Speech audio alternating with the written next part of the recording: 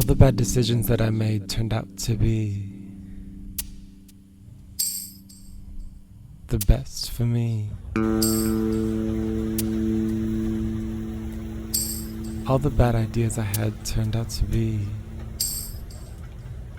some of the best that missed me. All the good ways that it pulled my shirt made me feel a bit nasty, as if I owed it to somebody.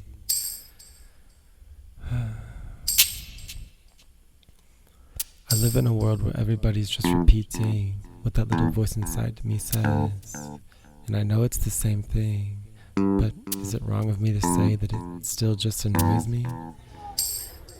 Not because of what it says about me, pretty sure it says that to everything, but that it's holding back people like me who know it's just something floating. I'm offended for it too. Don't act like you aren't it, but then try and do the worst for it. Is it selfish of me to say that this world is just pinching, thinking it's got a hold on me because of something what? I'm done thinking. I know it was just the energy, a calendar saying, hey, you owe me. Tired of all the people who just hear the ringing, but it's not valid because I give you that. It exists. I hear it too. But don't believe that there's less selfish in me. Would that please you?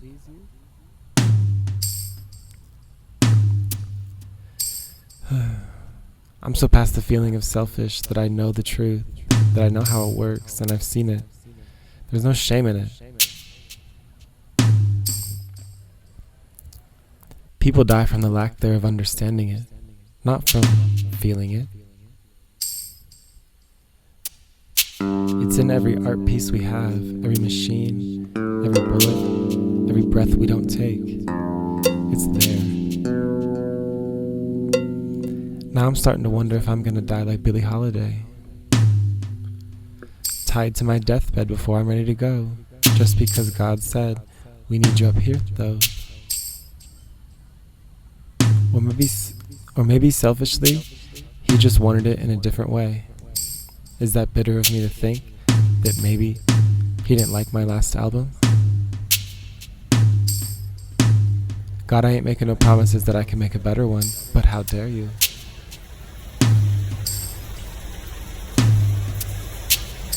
We all feel some type of certain way. And I wonder if yesterday was already the day. Am I just living on borrowed time? Feeling like I have so much to give, but I'm at relentless turmoil with the moon just playing goo goo gaga bullshit with me. Riri? Seriously? What did we do with the deity? Or the belief that you aren't thee? That's the real deity. Can you guess which one that is? We fathomed it. Neil wrote about it. King wrote about it. We've all seen it on the TV. You know, that? Do I need to say more? With this thing we hold in our head, in that giant bowl, that cup, that's such a small little spat of water, I don't comprehend why we have to succumb to it. A woman on the train told me yesterday, she got close to me and repeated something that has been repeated over and over. And as I looked at her and did not reply in the expected way that she expected me to, that's not what I had for dinner. She sat stunned and froze, glossy-eyed, and then turned and looked at me, touched my shoulder, and behind me a sign on the train said, "No smoking here."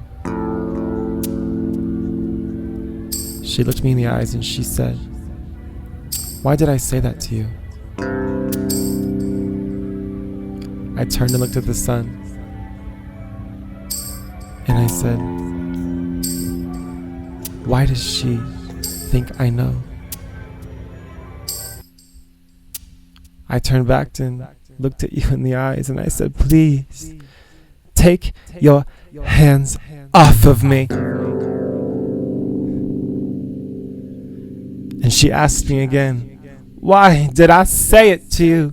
And I said, "Because I'm your son, and you know not what to do without me. And selfishly, you think I'm going to tell you what you never said to me."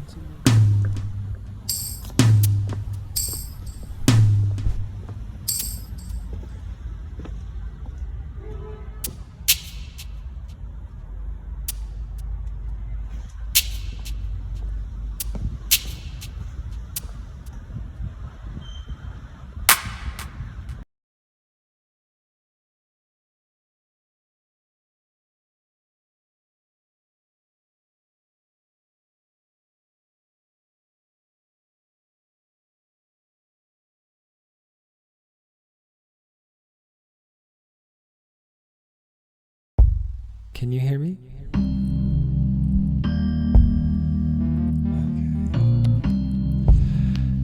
Okay. Okay, I'm coming. Okay. Hello? Hey. That's amazing. I knew you'd love it.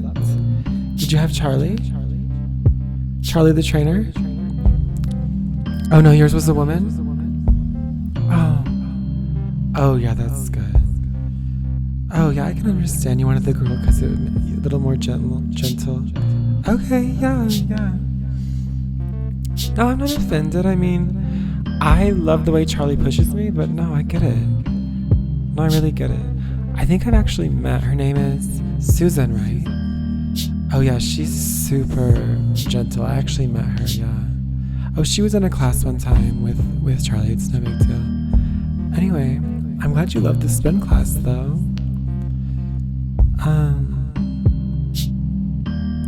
But how's everything going, you know? Yeah, I know. It was unexpected.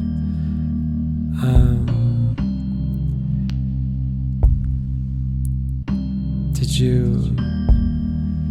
No, I don't want to press on anything and like overstep my bounds here, like put a paw into it, but how did your family take it when you told them what happened to Andy?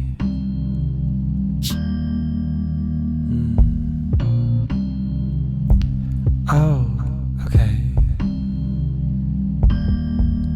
Because God's plan. Oh, okay.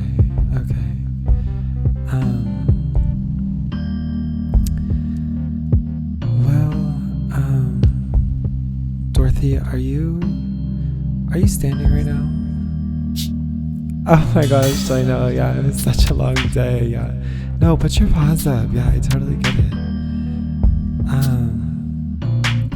Well, I just wanted to talk, okay? I know that it was difficult for you to find out that your son was positive.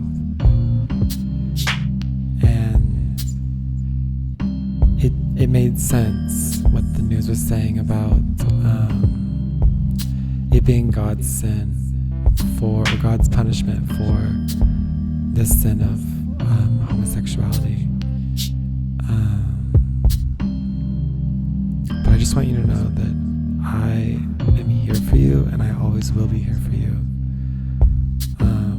through it all. I know that you were between a rock and a hard place with Andy, with his homosexuality and him being your son. way he left it leaves a lot of questions.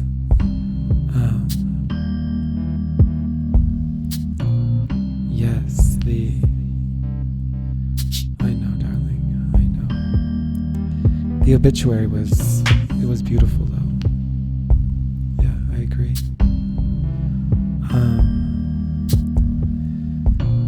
So, Dorothy, we have to talk. So, I was downtown yesterday, just getting a bite to eat and doing a little shopping, and I saw these gorgeous brown boots on this guy walking, and I was like, oh my gosh, those are gorgeous. You should have seen the beading. Oh my gosh, silver and tweed and twisted in twine up the side. Oh, the stitching. No, seriously, it was like macrame. Anyway, so yeah, I looked up and I saw a skirt, and I was like, oh my gosh, a black skirt and brown boots. I was like, that doesn't really go together. But then I looked up even further, and I saw that the guy wearing the boots it looked a lot like Andy. And I was like, oh my gosh, what a coincidence, right? Because I had just been at that place when you and I was, before, and I saw him. There standing in the street with the brown boots. So I walked over to this person because it looked just like Andy, Dorothy, I swear to God. So I walk over with my Louis Vuitton bag, and Spanky was in my other hand. You know he was. Anyway, so no, he wasn't barking or nothing. I mean, I know it's like anyway, we're getting off track. Anyway, so I went and talked to this stranger in a skirt that looked a lot like Andy. And she was standing in the corner, and I was like, oh my gosh, like, hey, Andy, what are you doing? Is what I said to her. And he said, well, at first he was a little surprised, Dorothy.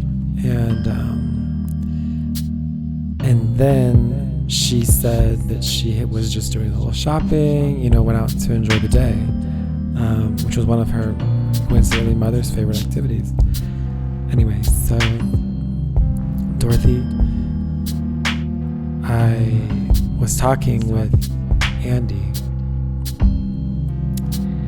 and he told me that he lied to you, Dorothy.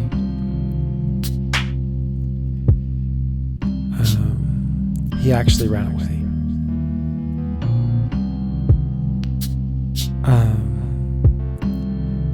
So I kept talking to her, and we sat down and actually had some iced tea. Sorry, my phone is going off. 1 second. I thought I put that on silent. So I was sitting with,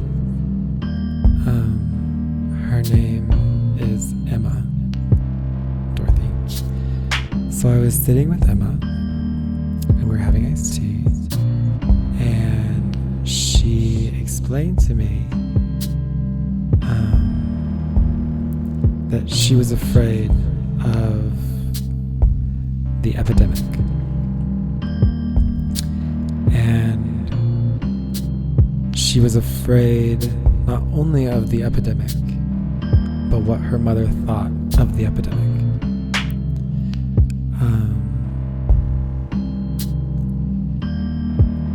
She said that she had no choice but to be a woman or die, because her mother always said that she could only be a lie. And his name isn't Andy, Dorothy. It was never his name.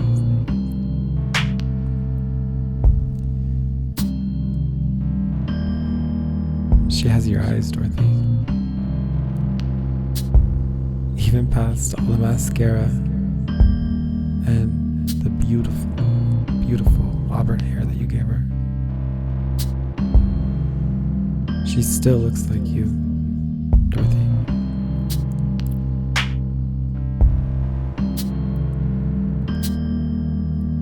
Your son, she never died.